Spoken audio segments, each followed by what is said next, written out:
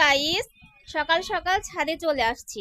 ছাদে রান্নার রুমে সুজি রান্না করব। আজকে ফ্রাইডে, খুব ইচ্ছে করতেছে পরোটা দিয়ে সুজি খাওয়ার জন্য। তো আম্মু সবকিছু রেডি করে দিচ্ছি, রেডি হলে আমি চলে যাব সুজি রান্না করার জন্য। তাই তো ছাদে চলে আসছি। কালকে যেন রাতে কি যেন হয়েছে লিপসের এই জায়গায়, এটা কখনো হয় না, কিন্তু কালকে হয়েছে হঠাৎ করে। ফার্স্টে আমি সুজিগুলা দিয়ে দিচ্ছি, তারপরে এই যে এখানে এক পাতিল দুধ আছে, এই দুধগুলো আমি দিয়ে দিচ্ছি।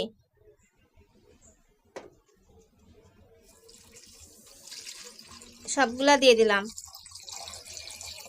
কত দুধ দিয়ে সুজি রান্না হবে।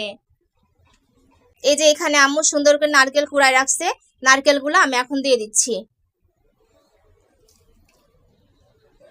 এখানে আম্মু বাদাম, কিশমিশ, তেজপাতা, লবঙ্গ, তারপর এলাচ সব কিছু দিয়ে দিয়েছে, সুন্দর করে কেটে দিয়েছে। এগুলো আমি এখন দিয়ে দিব। তো দিয়ে দিচ্ছি। এখন দুধটাকে সুন্দর করে নাড়তে হবে। আমি এগুলা সবকিছু একসাথে মিক্সড করতে এসেছি। আমি কিন্তু তোমাদেরকে সুজি রান্না শেখাচ্ছি না, ঠিক আছে? এমনিতে রান্না করতেছি, তাই আমি বলতেছি যে আমি কিভাবে রান্না করতেছি। এখানে এক বাটি চিনি আছে, সেই চিনিগুলো আমি দিয়ে দিচ্ছি।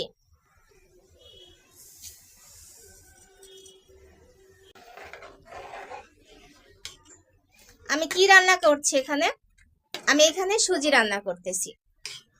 আম্মু আমাকে সুজি রান্না করতে দিছে, আর আমি সেটা এখানে রান্না করতেছি। অনেক টেস্টি হবে, অনেকগুলা দুধ এবং নারকেল দিয়ে। সুজিটাকে অনবরত নাড়াচাড়া করতে হবে। সুজিটাকে সুন্দরভাবে অনবরত নাড়াচাড়া করতে হবে, নইলে ভেতরে লেগে যাবে। আমি এখানে সুন্দর করে নাড়াচাড়া করতেছি। হয়ে আসছে প্রায়, একটু পরে নামাই ফেলবো। হয়ে গেছে ঘনত্ব। সুজি রান্না আমার একদম কমপ্লিট। এই দেখো, রান্না করে ফেললাম।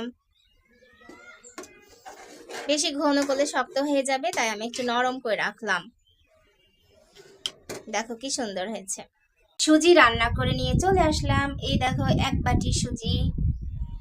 শুক্রবার আজকে সকালে আমার নাস্তা পরোটা, সুজি, ডিম পোস্ট এবং মিষ্টি। সুজিটা আমি নিজে রান্না করছি, ডিম পোস্টটাও আমি নিজে করেছি, আর পরোটা